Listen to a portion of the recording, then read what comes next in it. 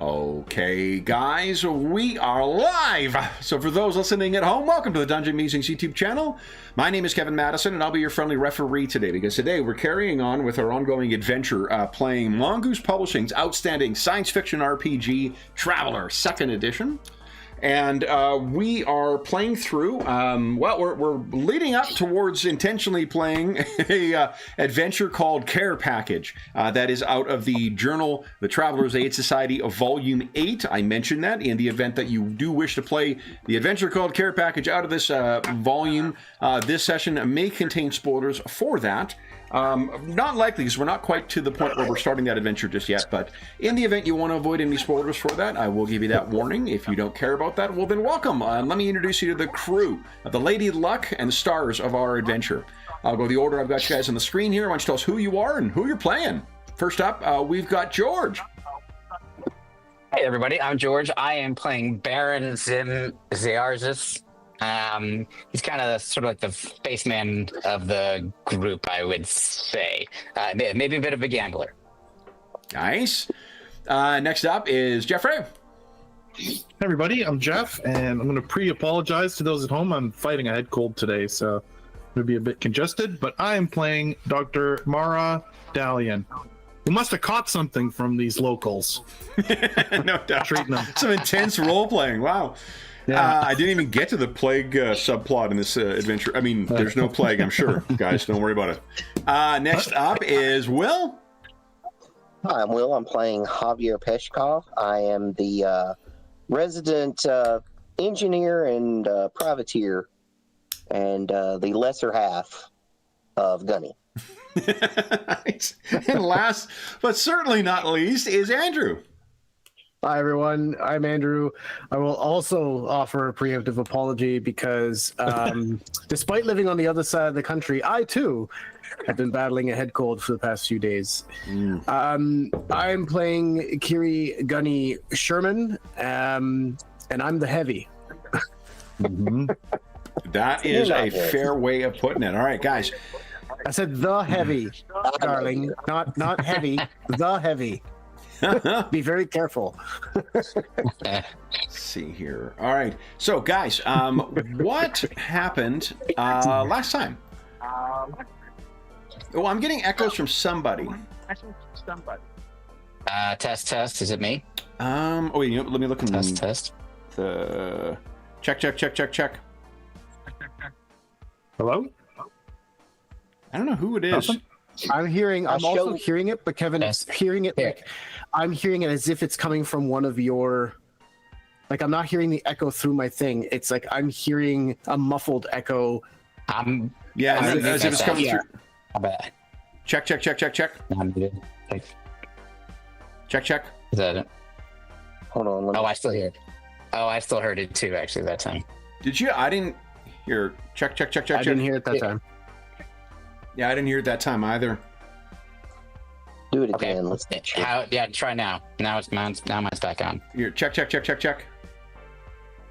don't hear it now. No, I don't hear it that time either. That's weird. I don't know. I turned my Glitch. mic off and turned it back on just to make sure it wasn't me. So. It could be the gain. You know, sometimes when you don't talk for a little while, then the gain will pick up, and it might pick up the headsets or whatever. So it's fixed now. Again, insert so you know GM enjoys the sound of his own voice. Joke here. Also, to Mo. Oh, did someone talk when it was these? Right. To Mo. I was thinking about Mo this week, actually. In particular. So to Mo. Guys, what happened last time on the planet Chamois? I think George has missed a couple. Last George was here was when just before you guys found someone interesting in the bar. Yes, Right, and we retconned it a bit so that it was him having the conversation instead of Dr. Mara. Well, Yes. not exactly. We kind of Well, said you that were Dr. there. Mara had told me. Yeah, exactly. Yeah. And then But I you were took there over. for like Yeah, exactly. the shady guy got up and tried to leave. I Correct. made a horrible scene of trying to make a scene, and then choked him out Went out the back door. in the alley. Okay, Yes. yeah, that was your last one. That was that's where we ended last time. It was You've only me. I actually want to missed say the that. one. I think you've only missed the one then. I feel like it had to be two, but It's at least two, possibly, because you guys. The subsequent session is where you guys did the interrogation, and then the last session after that was when you guys went out to. Oh yeah, maybe it is only two, because you went out. I think it's only two. Yeah. So what? The way my schedule was, yeah. Right. Yeah. Okay. Cool. So we interrogated we interrogated the guy I tackled. Was hopped up on combat meds. Yep. Oh right. Dr. Morrow was able to kind of give him a temporary, kind of like calm him down for a couple minutes so we could talk to him. That said, he was still pretty uncooperative. That's one way to say it. Yeah. We found Javi found that little he had a pendant that he'd been wearing and fiddling with. Right. Turns out that was a tracking device that we disposed of down the drain.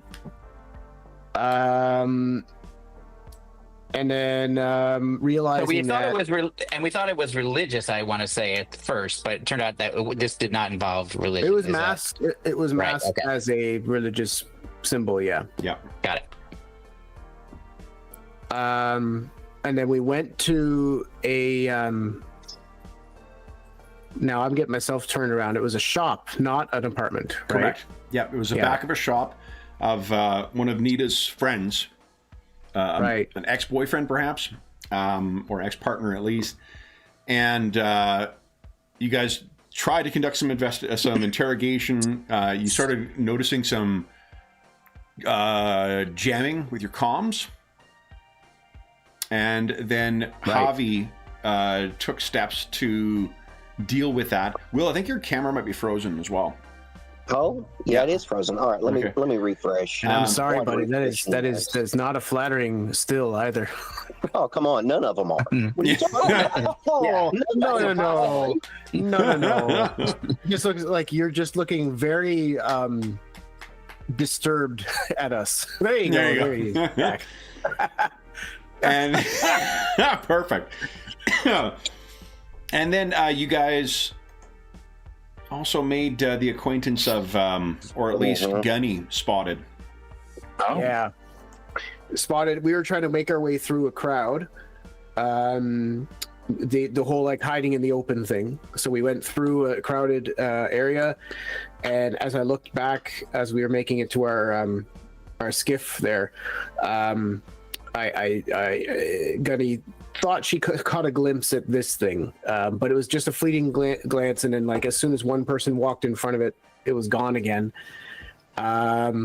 Which may or may not. Nita had been. Remind me if I have this right. Nita had been sanctioned, if I remember correctly. Is she still alive at this point, or she is currently still alive? Okay. Yeah, she's with us. She punched her friend when we were making our escape. No. She tried to punch her friend. She did not do a good enough job. She was trying to make it look like he had a shiner, so he put up some fight or resistance, so he has some plausible deniability. Right. So I assisted professionally in this regard. There will be no question that he was not complicit. Yeah, makes sense. Okay. So yeah, we took her with us to make the introductions to where we were going next. Yeah, which was another community in the part of the Nakamo district called Ikanga. Wow. And do you guys recall how you made your entrance in Ikanga? It was the usual fun, George. Yes. I'm they were under siege, and we outranked them by a few tech levels. One or two. Yeah, something like that. Let's just say people will be talking about it for a little while around here. Yeah. Yeah. Gunny made an extremely effective use of the range of her Gauss rifle, and at about a kilometer away, they managed to shoot the engines out of 3 of the 4 trucks, sending the dust striders kind of scattering. and then made a sudden appearance, taking advantage of Rama's disguise. I'm getting echo from somebody again too.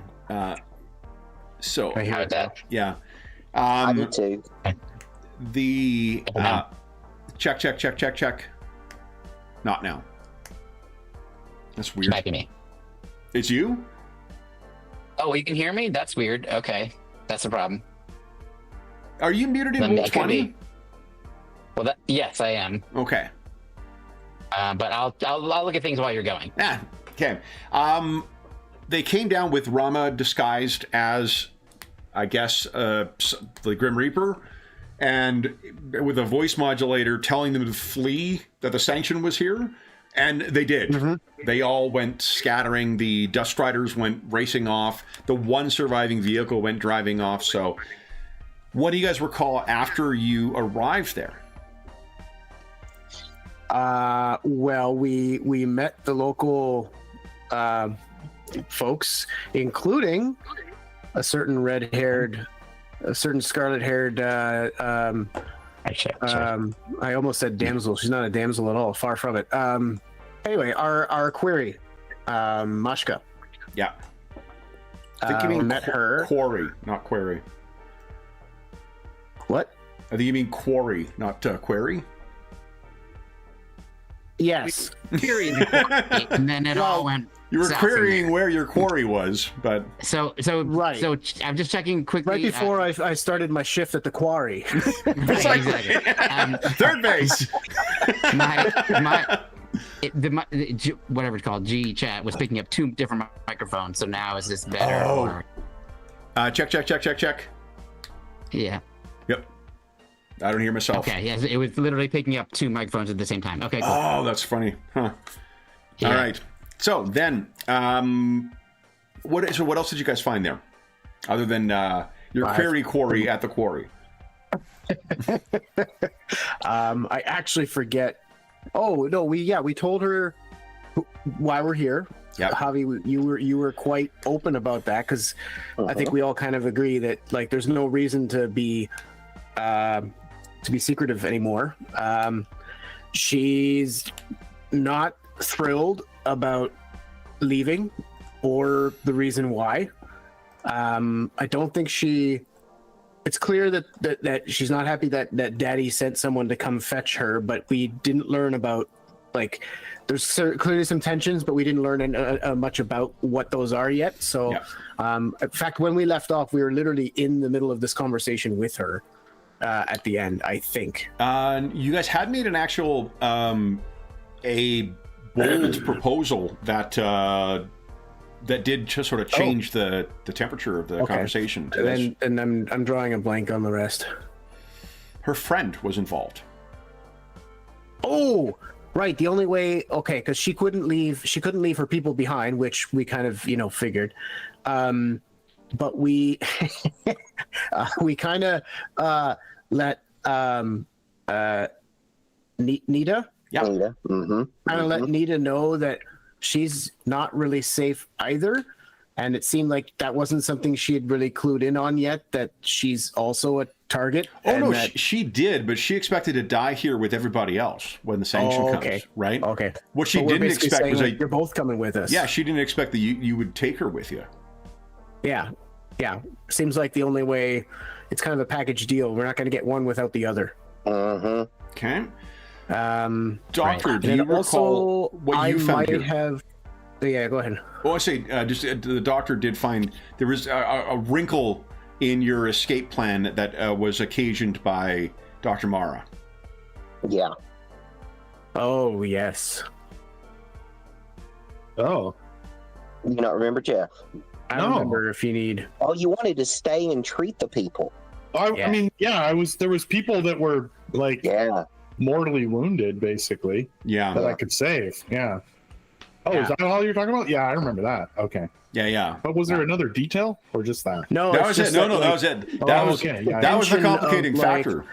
Yeah, it's the tension of like, if we're gonna go, very complicated. If we're doing this, we gotta go now. Like, there is no delaying this. But you Your bleeding heart seems to be fixed on. You got to stay here a few days to at least try to help some people. And then the tension of speaking of bleeding hearts, I mean, like they did take a. They literally have bleeding hearts over there. They took some bullets. Right. Yeah. Yeah. Right. Yeah. Literal bleeding hearts. Exactly. Also, completely unrelated, Gunny is completely fine and is not experiencing any sort of trauma whatsoever. Yes.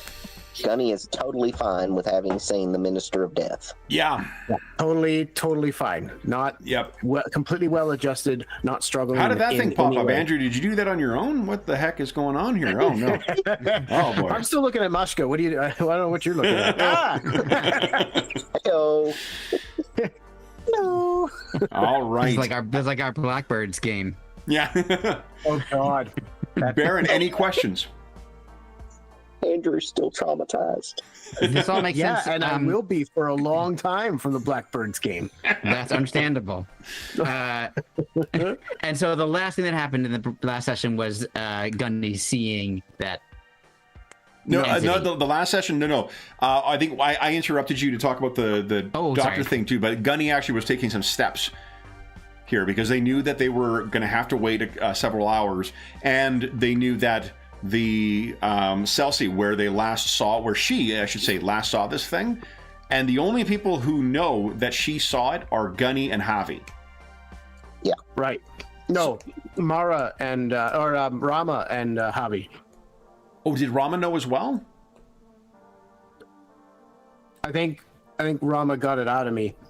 Javi knew because Javi figured out something's not Yeah. right with his wife. It's just Yeah, that you you're said not the only right. people who know are Gunny and Javi. I thought Rama knew. I thought Rama was operating the sensors up front when, because I know Dr. Oh, Mara. you're right, because Javi and Gunny were at the back. Yeah, and there was the Yeah, we were in wind the and back whatever. Yeah, okay. Yeah. Right. So that's what Gunny's taking up a watch position to try and keep an eye out for that. Before we dive into the session proper, why doesn't everyone give us a D6 roll or D3 roll, please, for your luck for tonight?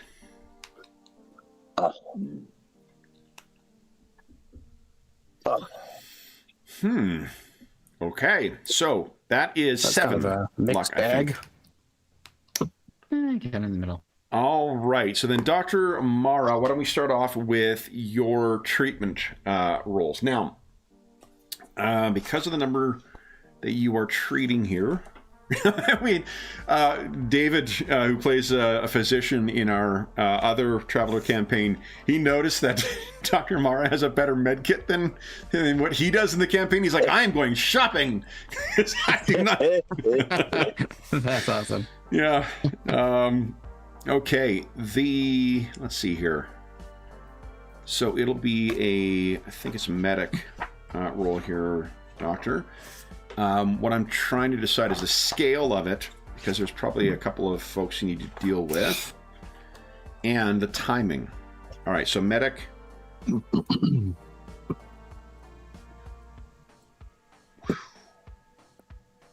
So long-term care is typically a day. It is an 8 or higher.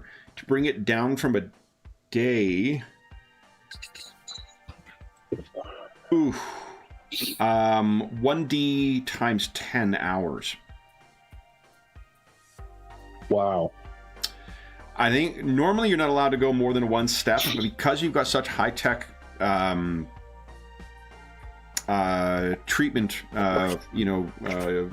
tools, I'll let you take a +4, so it'll be a difficulty of 12 to do it in 1d6 times 4 hours. Do you live with that? Okay, so 1d6 times 4? Yeah, but let's roll first to see if you're successful. Your gear will give you, it'll be education and medic for long-term care, and then I believe it's a +2 you get from your med kit. Let's see here. Is it a TL14? Which I believe is on the sheet already, because I have a +2 there. The +2 might come from your stat, actually. Yeah, I have 2 from education, 4 from, Your 2 training? from training, 2 from education, 4 from my skill, and 2 miscellaneous, which I believe would be the med kit. What tech level is your med kit? Your medkit is TL 14 grants plus 3. Oh. Yeah. So I don't know. Then I don't know what that 2 is. Is the 2 just incorporating your stat bonus, maybe? Let's see here. It's on my row of medic to get me to a total of plus 8 currently. Oh, hold up. So I'm not sure. Let's see here. Miscellaneous modifier.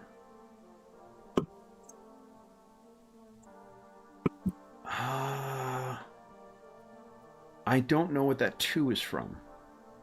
Yeah, maybe it's supposed to be a 3. It should be a 3, yeah, for your med kit. So I'll just change it to 3. Then Okay, yep, right. and then go ahead and give us a check. Difficulty is going to be a 12. Okay, there you go. All right, then give us a 1d6 times 4 roll, please. See how long it's going to take you. Nice. Ooh. Only 8 hours. Just need to hold up for 8 hours here. So then, Baron, Javi, and Gunny, what are you guys doing during this time? And Mashka and the remaining colleagues, they are not going to sit in their hands while they're waiting too. If they know that the sanction is coming, they're going to do what they can. Oh, that's what it was. Is actually the last time, Javi, they approached you because they told you that they can't fight back against these things, but yeah, you guys yeah, might. it turned into Seven Samurai in my mind. Yeah. No, you didn't make a decision on that yet. So if you guys want to pull yourselves aside and have a quick chat about that while you're waiting. Sounds like a good idea to me. Yeah, I would think the first thing we need to find out for sure, and Mashka would probably be the best person to ask for this, is this front door the only way in and out of here? That's the first thing we need to know. Yeah, it's not. You would have to know how to get in and out of here, but they have secured every other entrance. Once those other clowns showed up, they did everything they could to secure here, but there's likely other ways to get in. Yeah, that's. Is there any way that's to what I'm have concerned with. Yeah, and that's a good question. And is there any place where there could be a lookout station to like see around, or multiple lookouts to see around the building? I think it looks like there's something on top of each of these domes, so someone could get on top of there and have a good vantage. You're going to have some blind spots right around the base of the dome, but you would have a good vantage of anything approaching. Maybe we should have somebody up, at least one person up there. What do you think, Hoppy? Yeah, it's a good idea, and that would be a good place for Gunny. Honey, it's up there. It's I'm all the way up there. How are you feeling about that right now? I don't know if Andrew's role playing or if he's got a sound in his ceiling. Oh, sorry. So sorry. I think it worked out perfectly. The latter, actually. Yeah, I thought it worked out perfectly. I'm hearing some scratching in the walls that I'm not super thrilled or excited about right now. Oh shit! Yeah, that sucks. Yep, that's great. Sorry, what are we doing? Well, you see those domes that on the screen, those little like triangular sort of shapes up there? Well, there's multiple ways in and out of here. They can't all be watched, so we were thinking about having one person be kind of stationed up there to at least get a sense of whether somebody was approaching from any angle. Javi was suggesting that maybe you might want to be stationed up there, but it's a question for you if you makes a lot of sense. And we as we found out last session, I can deliver quite a punch even at quite a distance. So makes sense to me. I think that's a good idea. I think what I would do is, unless there's another idea, and I'm happy to do it, but my natural inclination would be to sort of kind of distract everybody by like playing a game of cards, or like just trying to keep everybody kind of calm and normalize the situation, even though it's not normal. Yeah. Just so that everybody has a level, it's down one level from where they would normally be. Okay. And Javi, what are you thinking? I guess I'm thinking of the front entrance is really what he's thinking about. He doesn't necessarily really think, oh, they're going to all come through the front entrance, but he thinks something is going to happen there. Okay. He feels pretty confident about that. Let me start getting my freaking min-max on. Is there anything that maybe knowing about civil engineering that would help me at this point? Knowing what these domes, how they're constructed, like where their strong and weak points are. Yeah, absolutely. Like that's great. Why don't you give us a profession civil engineering check with education? Education. Yeah, and we'll set it at difficulty of 8. Only because I would normally take it as a 6. I say 8 only because it's unconventional. This is like a more frontier world. Do you want to spend 2 luck? What do we end up total luck at? 6? It's 7. 7.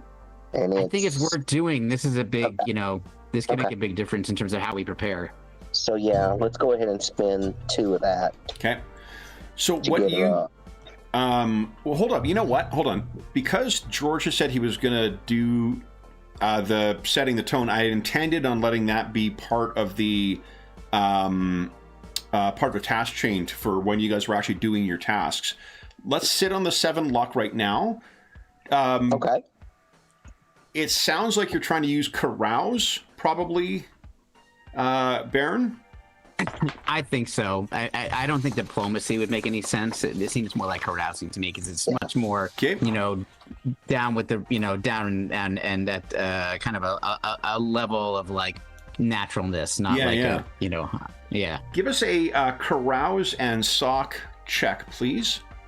And we'll use this as a task chain because if you get, look at that, it's 3 over. I had a lot of rest to prepare. Yeah. So then, Javi, the +2 you're going to get from the task chain is going to get you the 8 you need. Oh. So you're good. Yeah, you're able to identify a couple of things that perhaps they didn't think about because, like, these are, I think, a standard, relatively standardized type of thing. So once you get access to the schematics, to whatever their computer equivalent of schematics are, you're able to flag a couple of places. This is going to be like much, much more defensible than what it would have been otherwise. Remember, there's also tunnels leading underneath from one to the other. They were like, well, how are we going to shut all of them off? You're like, but it's designed to do that. Look, I can show you. And you find a bunch of ways where, like, certain doors will go down or whatnot. These things are designed in the event that, because they're supposed to be in a whole bunch of different environments too. So some of them might be unsafe. They may have, if not non-breathable, they may have something. There's like a tainted atmosphere. You would need to be able to hermetically seal things off here. So it's not used much, but you're able to point out a couple of pretty handy little tricks that can be used to make this place even more secure. So, Gunny, that leaves you. I think. I like the idea of having this observation point. So I would go up there obviously and try to get a sense of just how good the visuals are. Yeah. Gonna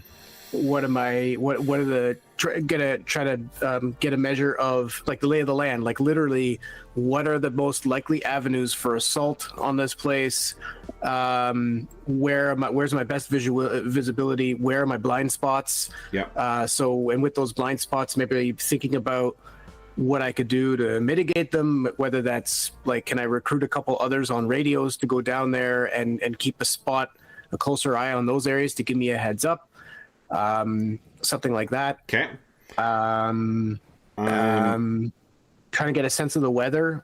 If does it look like we're going to get a storm anytime soon? Because obviously if there's a storm, that provides any enemy with some sort of cover and make my job even harder, that kind of thing. I mean, Andrew, Dave's not here. We don't have to worry about storms. Fair. Summer days, ears are burning. And then I guess the most important thing is I probably also I've discovered that you guys talk about me when I'm not on the stream, so I feel like it's okay. It's fair game. Yep. Oh man. Okay, so I'm trying to like, I want to say that line of sight's about 4 kilometers, but I don't know where I'm getting that from, if I'm just remembering that. Are you talking about for like over the horizon? Yeah, like before you start It's disappearing. 3 miles, so I don't know what the conversion is. How from many 3 miles? But yeah, 3 miles. That's why a 6 mile hex. Yes, that's about 4 is kilometers. ideal. Yeah, it's about that, because 6. Oh no, it'll be about 5 kilometers then, because 4.82. 60 kilometers an hour is around 100. 60 miles an hour is around 100 kilometers an hour. Yeah. So, okay. Then that means Gunny, would you give us a recon check with a +2 modifier? Make sure you got your modifier set, and remember, don't put the plus sign in, otherwise the sanction arrives behind you. Cool. Recon.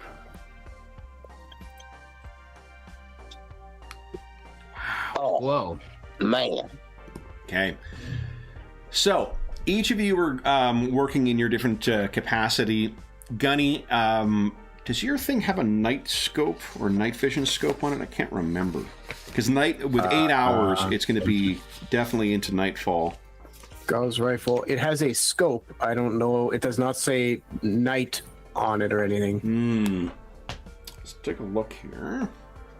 Because I think like at certain tech levels, they automatically include that kind of tech.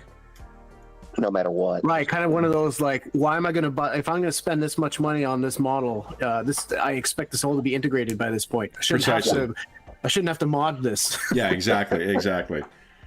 Okay, so laser scope. Here we go. Yeah, TL7 adds image enhancement, light intensification, allowing the scope to be used in low light environments without penalty. So your scope does incorporate all that stuff as well. Gunny, at one point, basically about 5 kilometers away, what you find is not you, because you're able to follow where the road was, right, or what passes for the road that was going along here. Or most of and it isn't even a road; it's more a path. Most traffic between the communities is going to be through the underground areas, right? It's from one district to another is where you're going to travel over ground. So it's unusual seeing someone along, and you see someone on what looks like its profile at this distance looks like a hover bike of some kind. And it makes its way out. You can see there is something going behind, a cloak or a flag or a robe of some kind. It stops long enough to kind of take in what is going on, or seeming to investigate the community. It relocates along at kind of a range, and it seems to be reconnoitering the place for around maybe an hour. And this is after nightfall as well. Would you give us a stealth check, too, please, Gunny?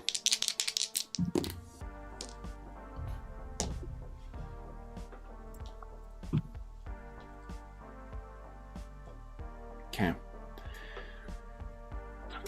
So that'll be the target number for any recon trying to spot you. You satisfied with that, or you want to add any luck to it? You don't have much luck. I mean, on the other hand, like, it wouldn't be uncommon for these communities to have someone up here necessarily, but well, especially with 3 demolished vehicles outside that have had their engine blocks shot out. So yeah, like they would have to have one hell of a scope to be able to like look and see my face and recognize exactly who I am at that range. Yeah. So I think I'm gonna be okay with an 8 because I don't think it's weird that there would be some sort of like sentry posted. Okay. On a place like this, right? There's no reason to have them. There's no reason to think that they're going to assume it's me. Okay.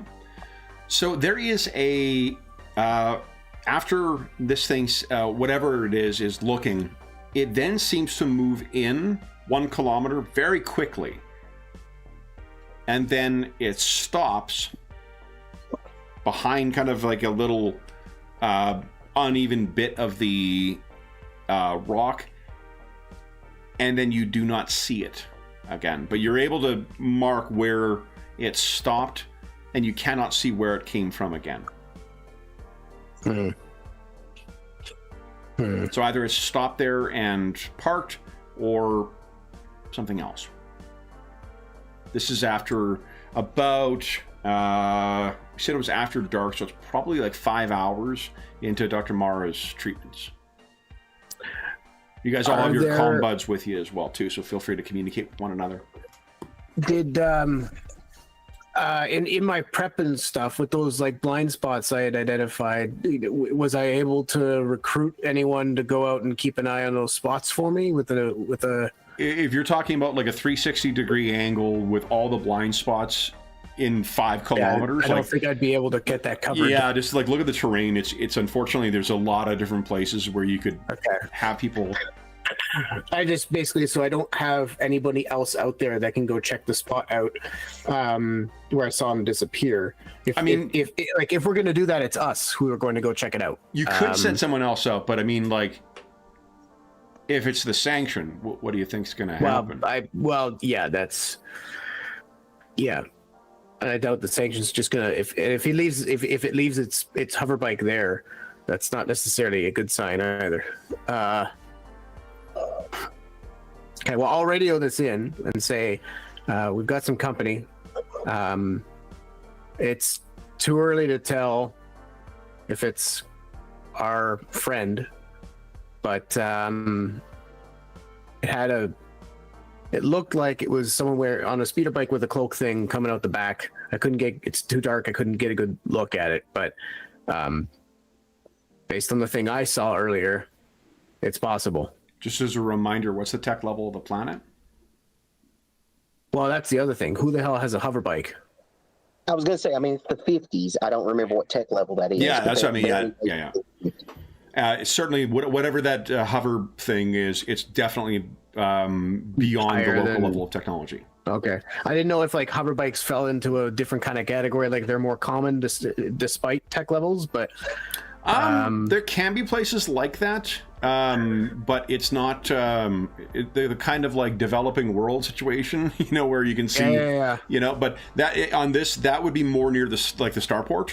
This far out, it's possible it could be someone that has that, but like that would be. It's going to be pretty. Everyone here, if there's someone with a bike, it's going to be a bike. It's going to be a hog with wheels. Precisely. Yeah. Okay. Exactly. So, because setting aside the difficulty of like the cost of buying something that expensive from off planet, it's also like maintaining it and tuning it. Like, who the hell would know how to do it? Getting the fuel for it, that kind of stuff. Yeah. So, I'd always say like, if it's not our friend, then it's definitely someone in his employ.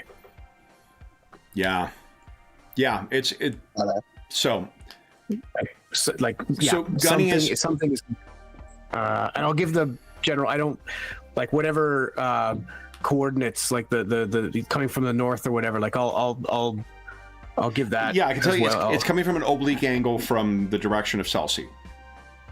Okay. So Celsi was where you initially saw it come from. It's coming from like if Celsi is to the north, it's coming from the west. Well, I would say I don't think we should take the bait. I'm sure it wants us to come out there and expose ourselves. If it is one that. Yeah, we're gonna be a lot harder to find inside here. Yeah. You do have the air car. Weird that it's coming from a different angle though. Like as if it's either deliberately going way out of its way to come at us from another angle to give the impression that it's not coming from where we just were, which is entirely possible on a hover bike. It's certainly been long enough. Could there be more than one of them? Or there's more than one.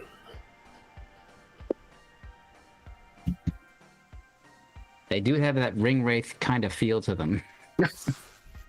It sure would be a good way of maintaining the like ghost or like boogeyman kind of quality to them if they say like, oh, they'll send one after you and it's actually like 12. Yeah. That like Hot Fuzz. On me. Like Hot Fuzz. Yeah. Basically the same as Lord of the Rings. Kind of the same.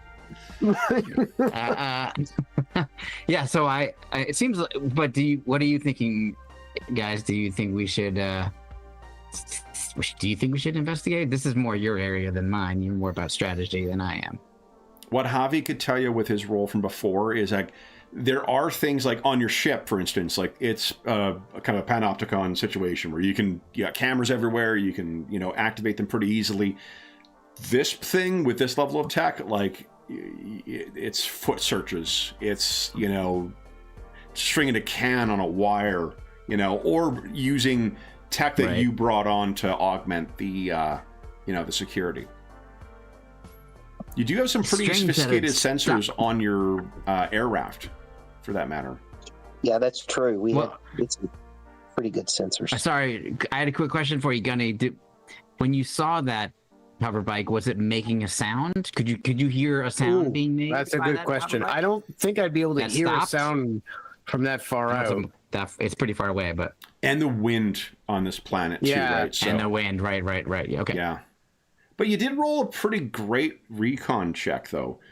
What about like, well, what if, I don't know, maybe is there a style of bike that it was, and would I kind of recognize whether or not that engine typically makes a noise or not?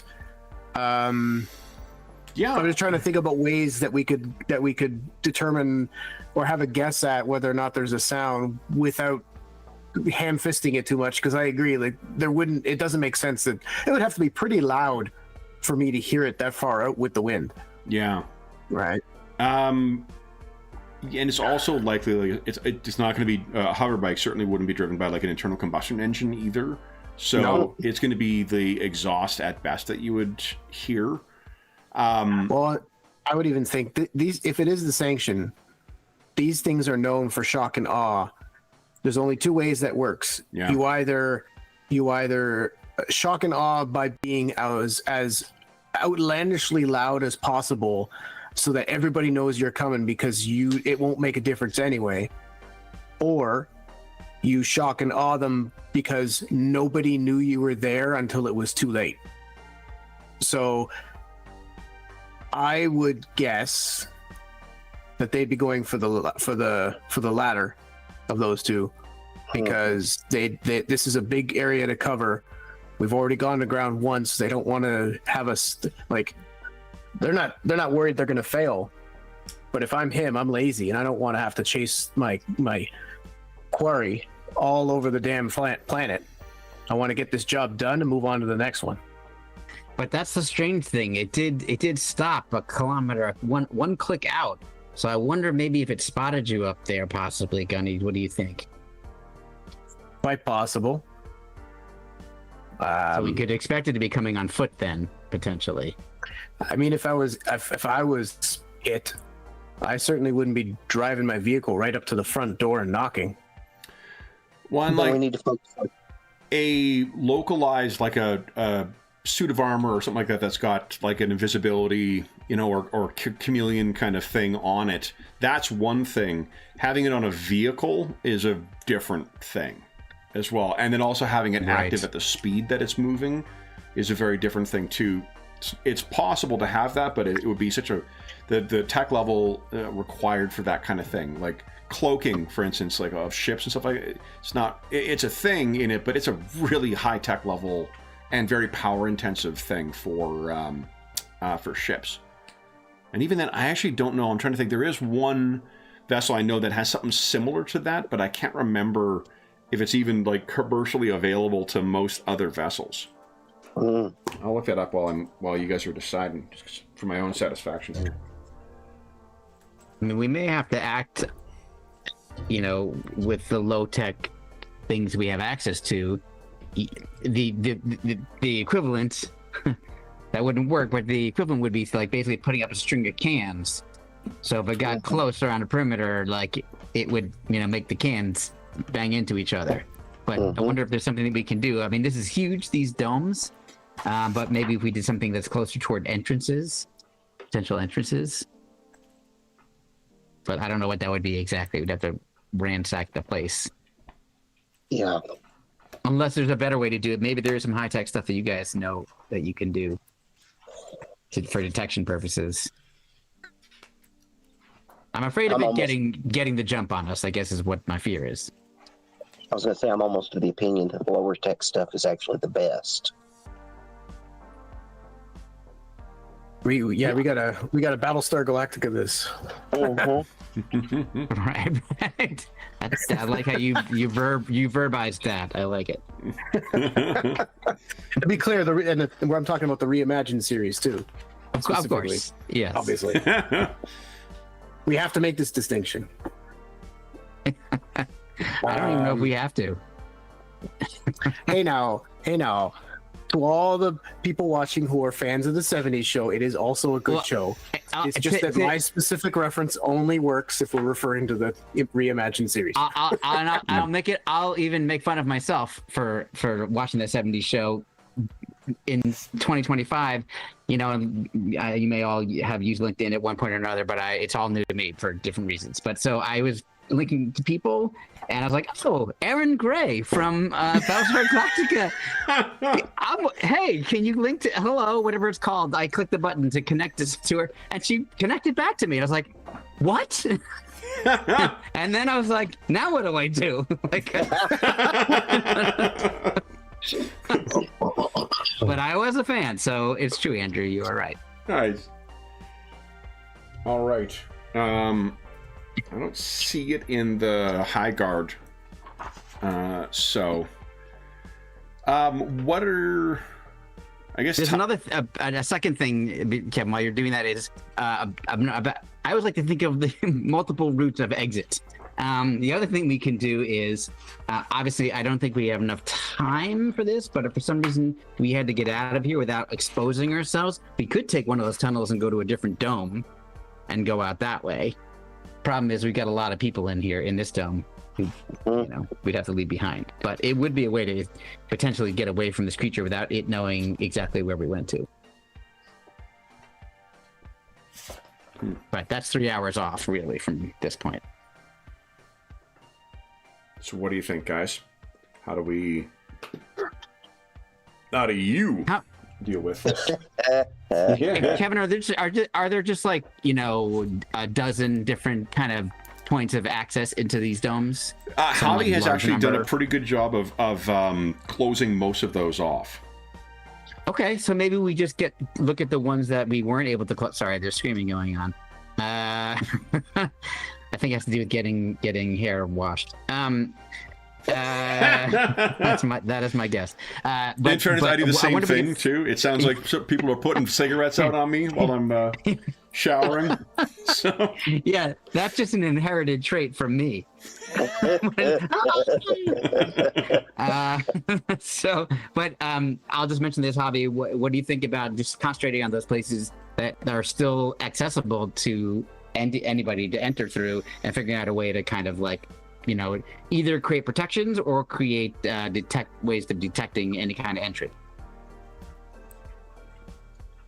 Yeah, and I mean, it's probably not a bad idea to kind of go maybe both directions, do a low tech and a high tech, but something in my gut tells me that low tech's the way to go. Like lower than where we are right now. Lower than the 50s, start thinking primitive mindset. Strings with little bells on them, things like that. Mm-hmm. Mm-hmm. Strip down to your pants, cover yourself in mud, light a torch. Yes, very much so. Sharpen poles. Yes, sharpen sticks. Exactly. We'll be punji sticks. Predator approach.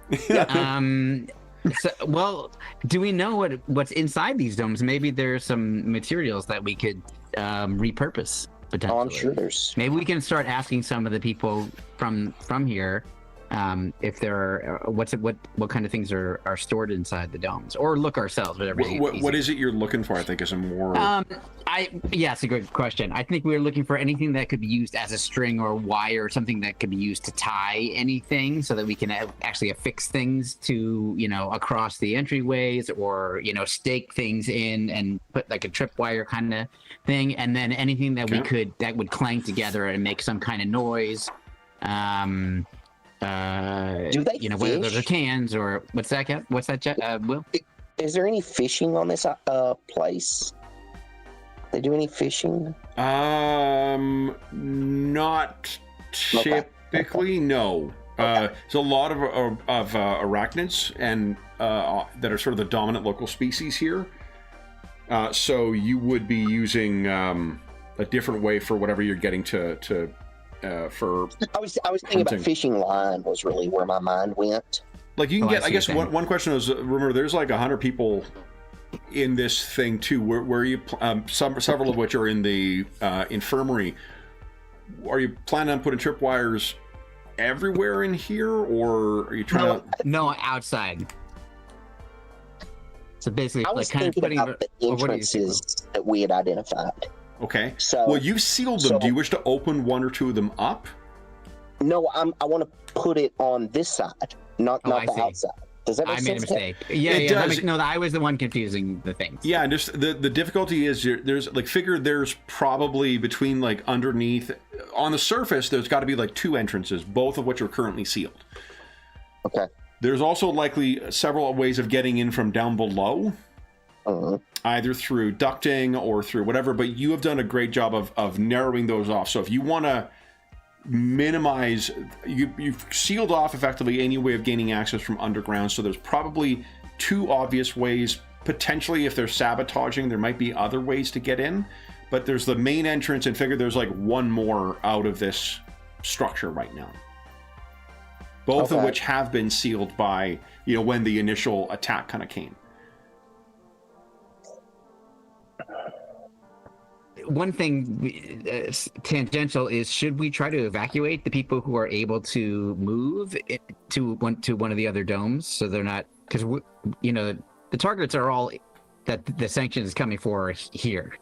It's us, and it's the few people here, but there's 100 people or so who are not the objective of the sanction. A lot of people. It is a lot. But there's those underground, meaning just to go to like that next dome or something. I mean, yes, if there's a but even that, like, I'm telling you, moving.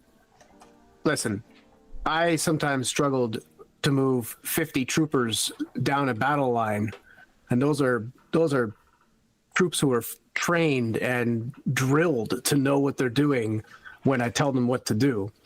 And sometimes I struggled to keep them in line to do this. You're talking about moving 100 to 150 civilians.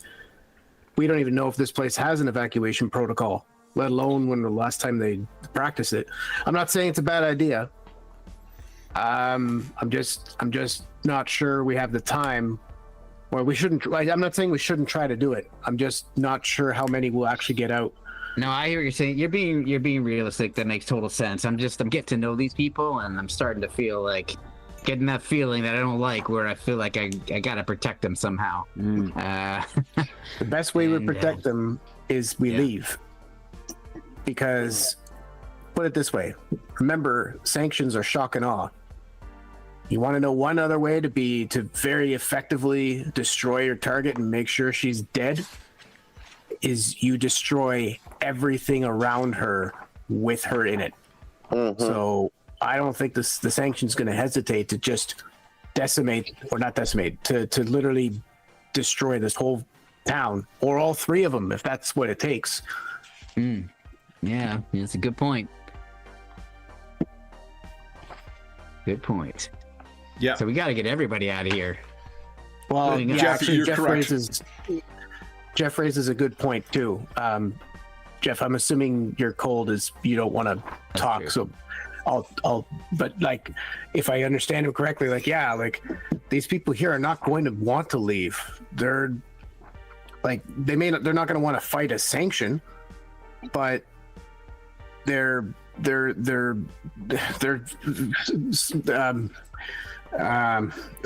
in what they are believing and what they want to do, and they're not just going to give up their homes that easily.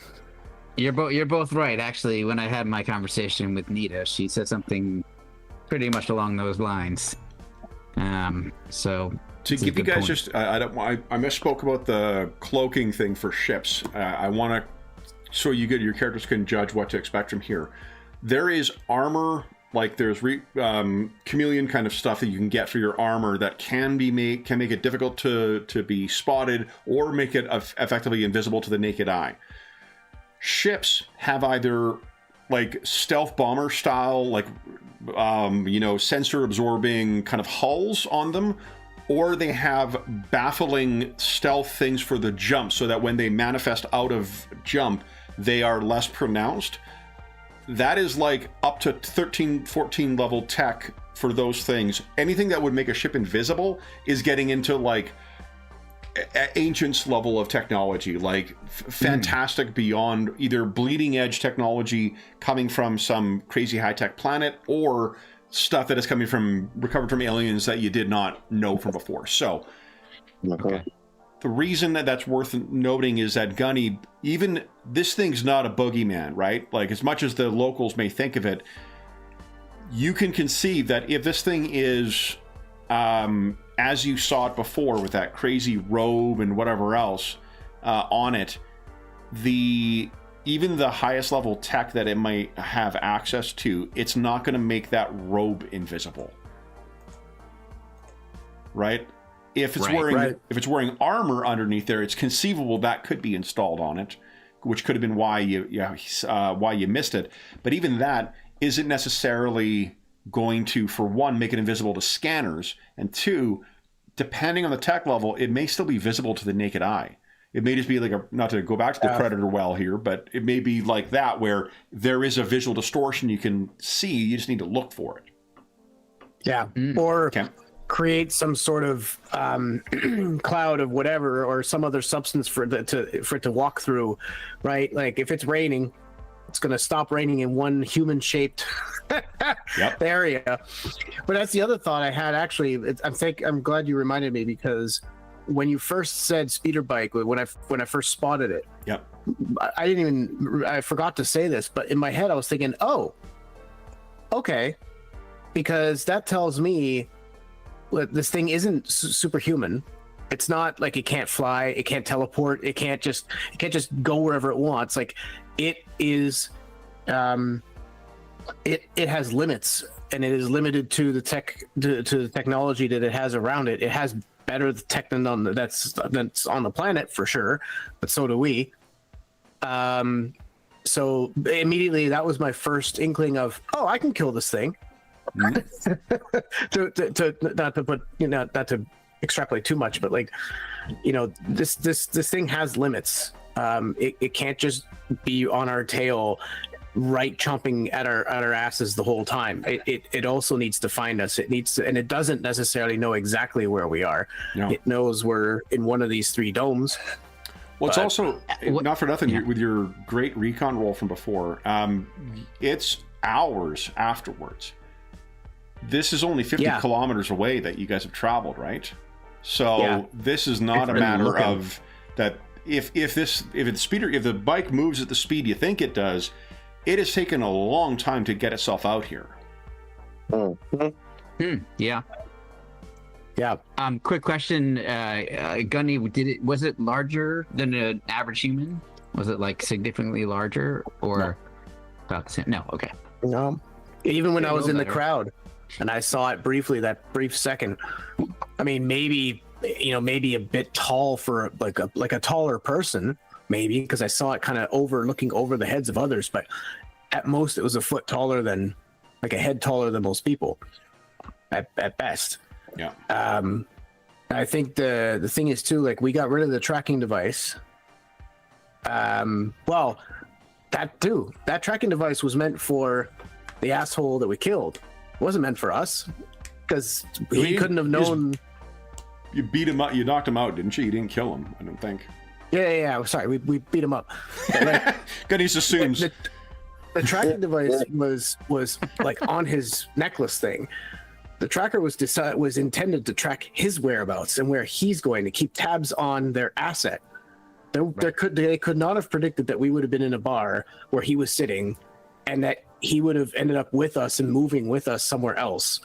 So that means that this sanction doesn't have the ability to just know where we are all the time, right? It has to, even if it needs to track us, it means it's going to have to physically plant a tracker on us to know that. It's not omniscient. Right. Well, that's good. I mean, I was feeling like the odds were completely stacked against us, and now I feel like they're only mostly stacked against us. I mean, they're still stacked against us. Let's make no mistake here. Yeah, it is a fairly wide open area that you need to travel over. And if this thing is hidden, if it was Gunny, what would you do to get your quarry? We'd ask a query. Query that. I'd wait at the quarry. Oh, no. Yeah, quarry. Quarry. I've missed our Noel jokes. I was that was a stand-in for Dave. Dave is good with the word jokes. Yeah. So Yeah. So what do you wish to do immediately then? Javi's been talking about setting up some, alarms. Gunny's still up in the crow's nest there. Jim is keeping the spirits up with the locals. You do have some folks who will be happy to jump in here too. Again, like Jeff's not wrong. These folks will fight to the death because they're probably going to get killed by this thing. But do we have paint? Paint? Yeah, definitely here. Okay. What are you thinking? I'm thinking what the average human distance for leaping is, which I think is roughly, I want to say about 3 meters is about it for an average human. I'm thinking about where all these entrances are, laying down a thick layer of paint.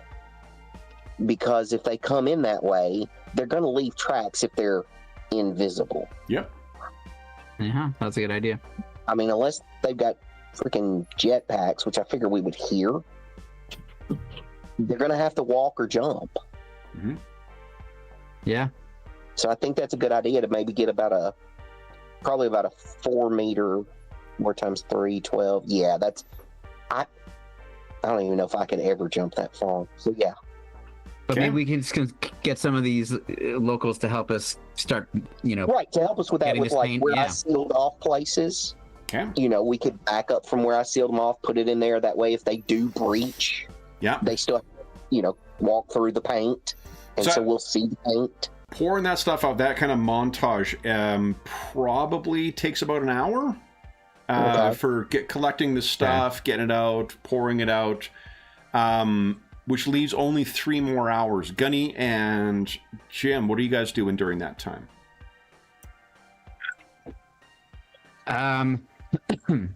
In the hour of getting this paint out and all from configured. When Gunny first spoke, figure you guys were talking for about 10-15 minutes back and forth. Gunny, you didn't see any movement or any sign of movement from there during that time? Yeah, I don't expect to. Mm-hmm.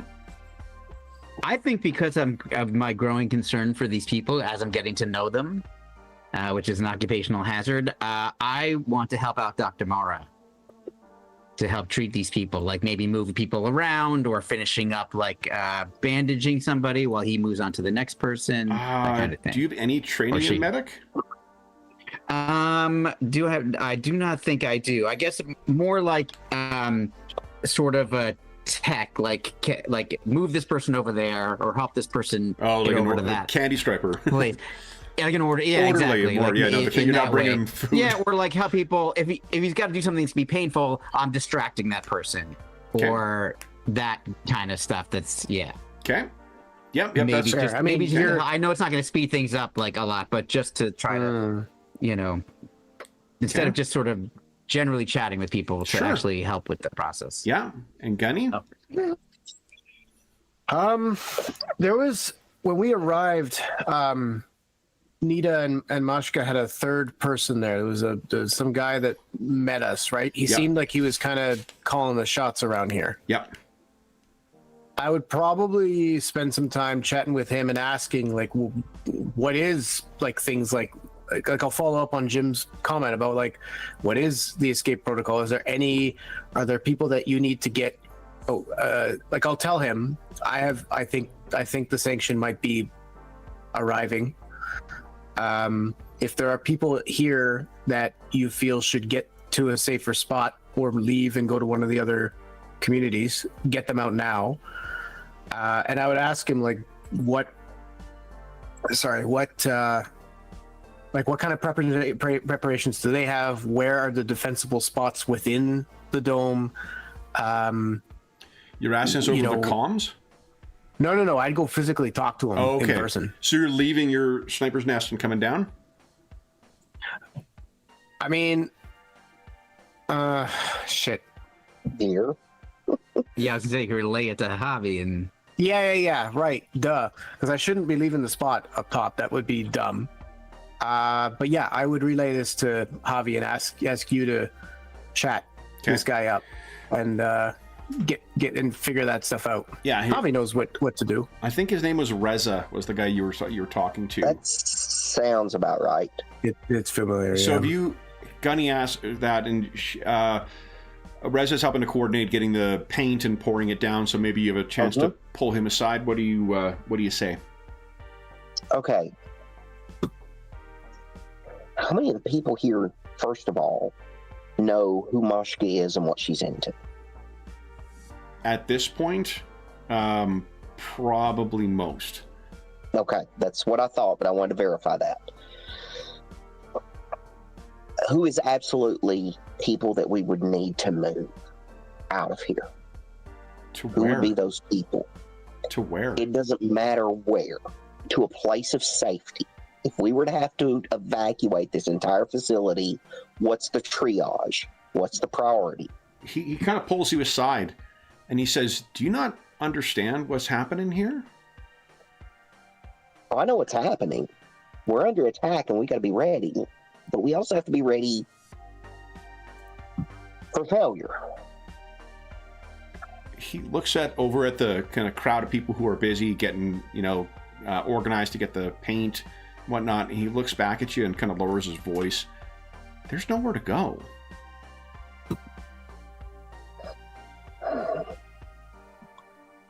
That thing's coming. We're here to buy time for Mash and Nita to get off here.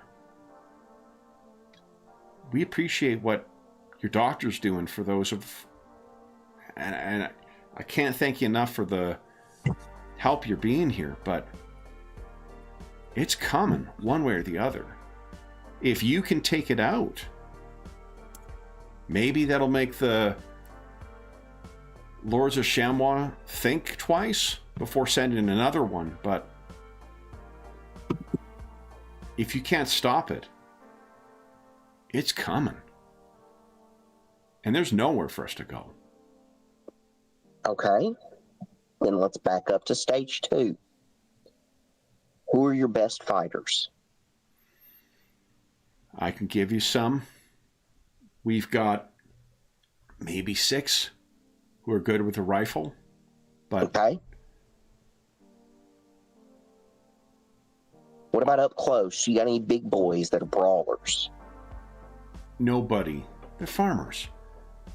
Well, yeah, but there's always that big, dumb galoot that's out there plowing, you know? Come on. If half of what I've heard about the sanctions are true, no big farm boy is going to slow that thing down. Well, see, that's the trick. That's the trick, is to be unexpected. That's the trick. He's looking at you square in the eyes like you're just... He has the look on his face of like, you're just not getting it.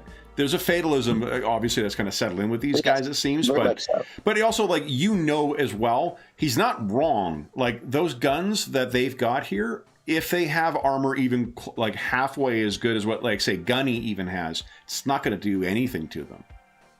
You don't know whether the Sanction has armor or not, but if it does, and it's from off planet, those bolt action guns are going to do fuck all against it.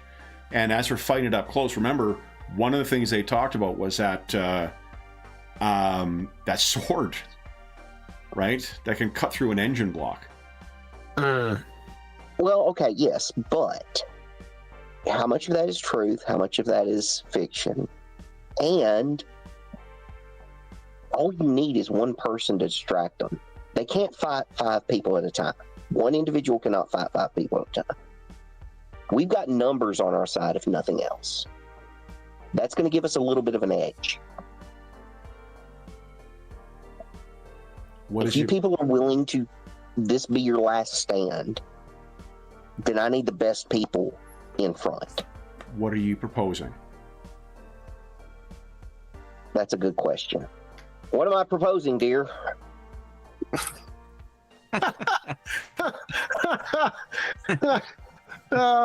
Typical. Have you kept your comm open this whole time? I would think so, because I mean, Yeah. I'm not. Otherwise, I'd be like, "What? What do you mean?" I'm a bullshit artist. Come on, I'm laying it down. Come on, baby, back me up. Yeah. Reminds me of the first date. Anyway, he's not wrong. Look, like, I appreciate what the doctor's doing, but if this thing is here, then we gotta go. And he's not wrong. Like, this entire thing has been a delaying exercise. All we're doing is buying time, but what we're doing all we were supposed to do is buy time, but what we're doing right now is spending it like it's the end of the world. And if we don't move, it will be. Okay. So I would say if you're trying to get his best fighters, like if you and I can take a squad and we can try to distract this thing, try to make it think that we're going one way when Jim and Mara are bringing Mashka and Nita in a different direction. But Javi, look, I saw this thing 20 minutes ago park about 200 kilometers away. Or was it 200? No, like about a kilometer. 1 kilometer away. Yeah, one. Yeah. That was 20 minutes ago. I can jog that in 10 minutes. Does that work? She's in peak so you physical walk condition. about 4 kilometers an hour, so Yeah, okay. Yeah, I could walk. I can run that in 5 minutes. So, for all we know, this thing is currently is as we're speaking, this thing is finding its way inside the dome. So, our time is up. So as soon as doctor's ready, we beat fate and leave these people. I think I'm kind of telling you that the doctor's ready, whether he accepts that or not. I think I guess I have to break that news. Dr. Mara, yeah, maybe your comm's not on right now because you're, working, I assume. But Jim, you may have been listening in. Yeah, I think I would be because I'd want to know. So in case I need to inform Dr. Mara what's going on, I'd be ready to do that. But I don't want to distract her from what she's doing. So I think I'm keeping communication, but I'm trying to keep it so that Dr. Mara's not overhearing. Yeah. What do having been there with Dr. Mara though, what is the status of these people that we're treating? Like, are they like going to die if they don't get this treatment? Yeah, the people that he was saying behind to die. It's not that like with the level of tech that's available here and the injuries that they sustained, Dr. Mara just flagged them that there was a fair amount that was injured, but there was enough that required emergency, like proper surgery or access to the level of tech that his med kit affords, or they're going to die. He needs 3 more hours. Needs 3 more hours to complete the work that she's doing in order to it. Like maybe this is like a complex procedure she's doing with, you know, non-invasive tech kind of stuff, but it's just that it's a pretty complex procedure that she's having to complete. Okay. Yeah. Okay. Well, that's helpful. I'm gonna in speaking to Gunny and Javi, I'm gonna say, like some of these people, I mean, they're not gonna make it if they don't get this treatment, but maybe many more will die if we stay here, and they're resigned to that fate. So it's not like we've led them to the slaughter or something. So you may be right, Gunny. We may have to convince Dr. Mara that we'll actually save more people. I'm not saying people won't die and she's not doing the right thing. She is. I'm glad she's on our team for that reason, but it might be better to get ourselves out of here before even more people suffer the ultimate consequence. What do you think? Is that our only real option here? Because like you said, this thing could be right outside that door right now. We don't know. All right. Let me just see if I can set one thing up, and then we'll beat fate. You're going to have to explain it tomorrow, Jim. I can. Based on what you've told me, I can have that conversation with her. You'll also have to explain it to Mashka. Yeah, So I was afraid. That's true. And Nita as well, probably. I think I think Nita will follow Mashka. Whatever Mashka does, I think Nita will do. Yeah. Okay. Yeah, like even I've already forgotten his name, but the guy Reza. Reza. Like he seems pretty convinced. Like he knows what's going on. He's got his head on straight. Their priority, if there's a chance of getting Mashka out, they know what she represents, and she knows that as a symbol she needs to continue on. They've locked themselves in and they know what they're in for. But she also represents the hope of the message getting out and someone going out there to try to find the truth about what's really going on here, right? So I think Nita would be on board. It's really Mashka we need to convince. Right, and that's not going to be easy, given what we know about her. The key is Nita. Or the doctor. Yeah. All right. Okay, you want to switch it up? You want to deal with Mashka and I'll deal with the doctor? Has anybody had any conversations with Mashka directly at this point? Javi. I mean, I talked to her for a while last time. I kind of. She might trust you more just because she. Okay. I'm happy to do it, but just I'm asking you what you think.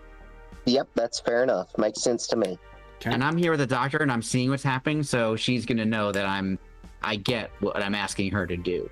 There's a little kid who comes up and tugs on your coat as you're doing it and says, "You saved my daddy." Shut up! Shut up, kid! Okay, that's what happened.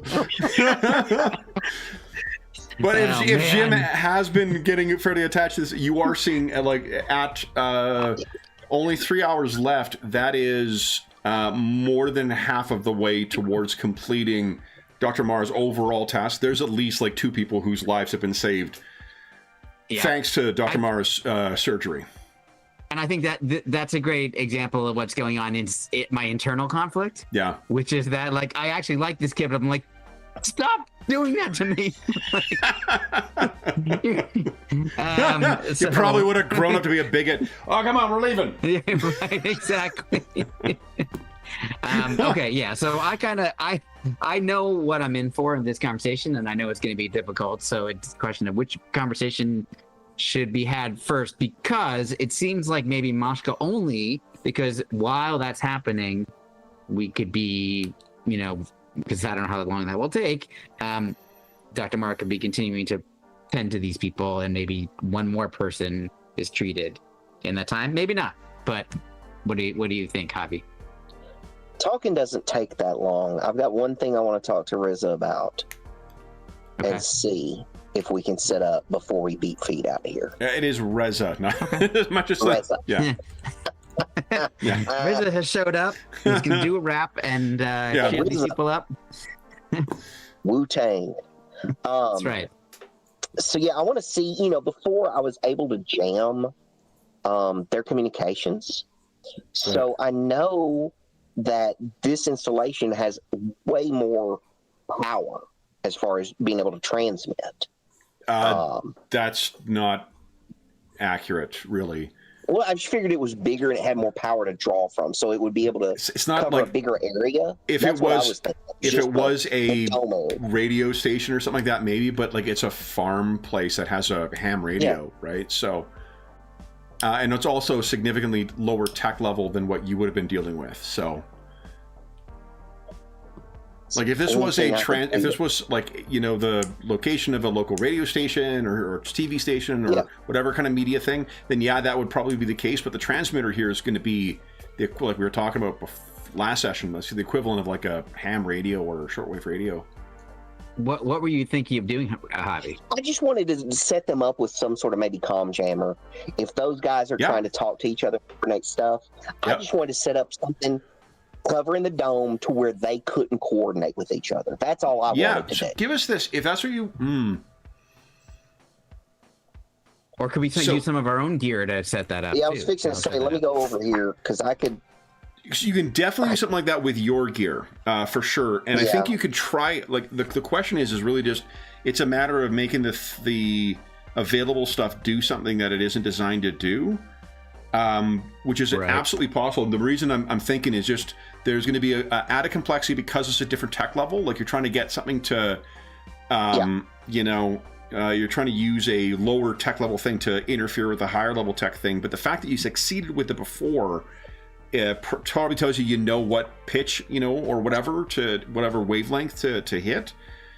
And the other thing I'm thinking of is how much time it's going to take. But that also can be sped up as well. Yeah, and we still have a bunch of luck left that we can use to help do this, by the way. Exactly. Yeah. Like, it's not... I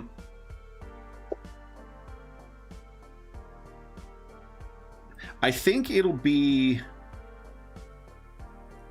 to be engineering, because mechanics says it doesn't allow you to alter existing ones. That's, it seems like what engineering is for.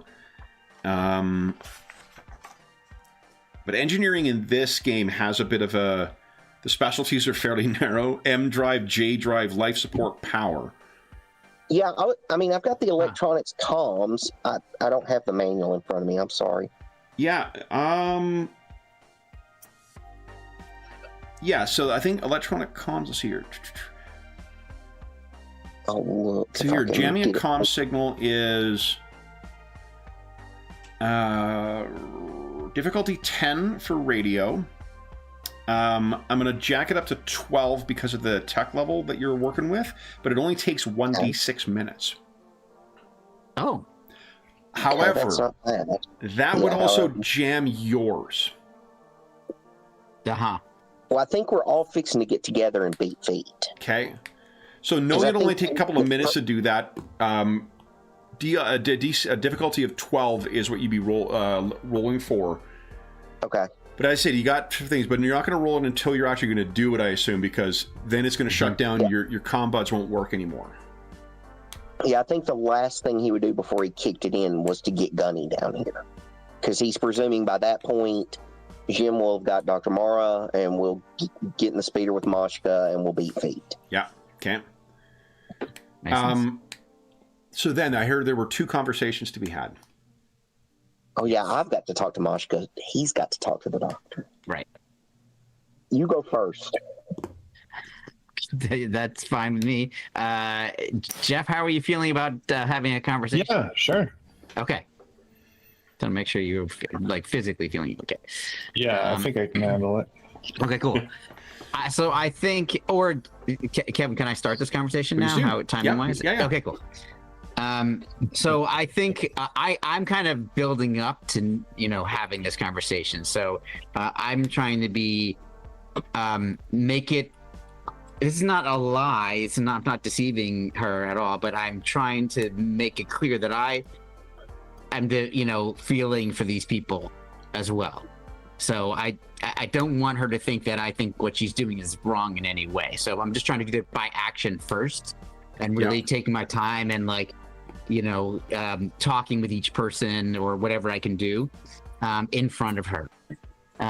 But after sort of a few more minutes of that, and I've been helping her for a little bit of time prior to that as well. But I think she's probably her focus seen, will be mainly on the actual procedure as well, I imagine. So she's sort of focusing on doing whatever she's doing. Yeah. So totally. she may have seen me just kind of in her periphery, like there, that I'd been around and interacting with some people, but not really hearing what I've been saying specifically. So Get off of me, I'll kid. wait. Yeah, other than that one outburst. So I'm gonna wait for like an appropriate moment where I feel like I'm not gonna interfere with something that she's doing that might actually I think cause that a problem. remember she's in the middle of an hours long procedure. She's been doing medical procedures for upwards of 8 hours, like 5 hours so far.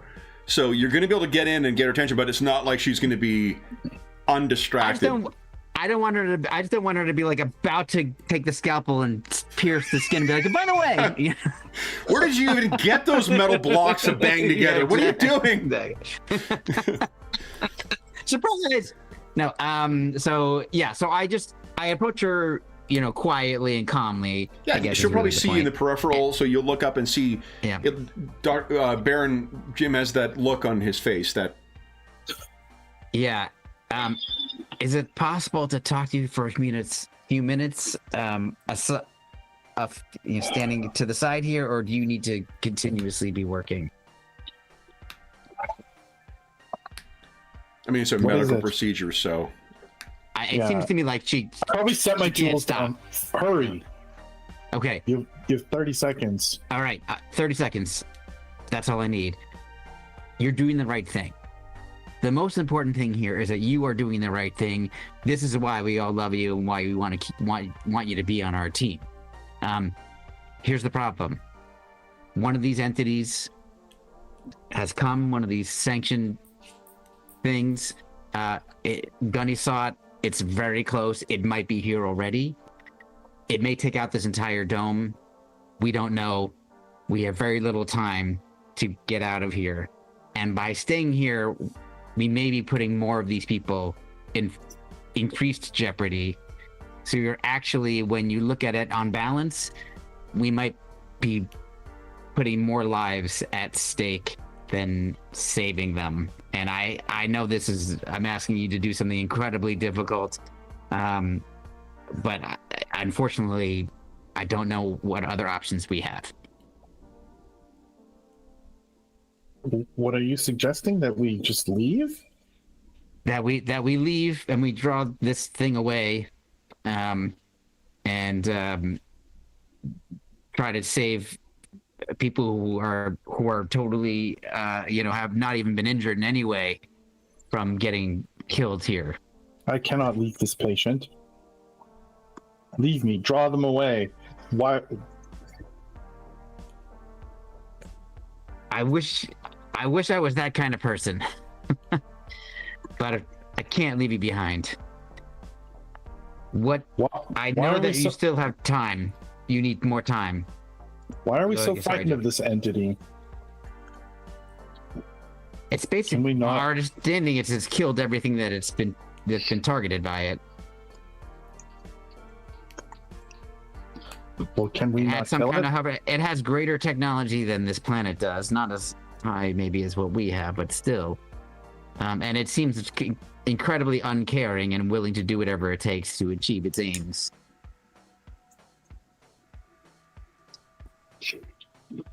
I mean, the point I'm trying to make, I guess, is that it's an old saying that you probably never heard before, but it goes something like this: the needs of the many outweigh the needs of the few. Or the one. Or the one. I'm just making this up off the top of my head.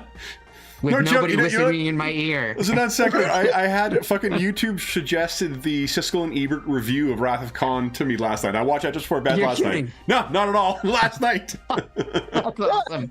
Well, I will point out that came from Will. That was Will suggested to me, which I love. So all credit where credit's due. But yeah, that is what I do actually say that to you, Jeff, tomorrow, Dr. Mara. Well, I cannot leave this person to die. I swore an oath. But even what does it mean though if more will die as a result? But this person's life is in my hands right now. And I made the decision to save it. I cannot walk away or I am killing them. You understand that? I can't live with their death. Like, in the back of my mind, I'm like, I should just pull out my gun and shoot this person. Oh my god. Jesus. I mean, if you do, you're going to be a warlord, but oh my god. Gunny, would you give us a recon check, please? No modifier. You see the picture of my character, right? Yeah. Yeah, he's literally got a bottle of wine. and a Exactly. cigar. That's right. Oh no. Do we have any luck left? We do. We have have 5. all of the All the luck luck. in the world. Got 5 luck in 3 minutes. I'm spending all of it to make that a 13. So, Gunny, you're up there waiting to hear back. Javi has talked about how he's going to be able to jam the radio here. The Baron went to talk to the doctor, but I think the comm's off right now, so you're not hearing in. You're up top here. The wind is going. You can picture this place has got, this is more like, given the tech level in here too, this is more like a Firewatch station, more so than like a proper like sniper's nest or whatever, right? Oh yeah. Cheap aluminum flapping. Totally. Yeah. So you're up here and you're waiting and have you been keeping watch on that spot the whole time? Not every single second. One, because I have to blink, I have to rub my eyes, I gotta, but also because I'm not stupid. Like, it's not gonna come out of the exact same spot it went into, right? So I'll keep an eye on it. But I'm probably moving and scanning. Sure. What I would perceive to be a reasonable distance on either side of what a person could walk in the time I'm watching them, kind of thing. So that's when you're looking around. The wind is whipping around. You may even be like kind of sticking, out a little bit to be able to get proper angles. And it's when your head is out, you can hear something. And at first you think it's just, it's something else scraping up against something, but you can hear the sound of.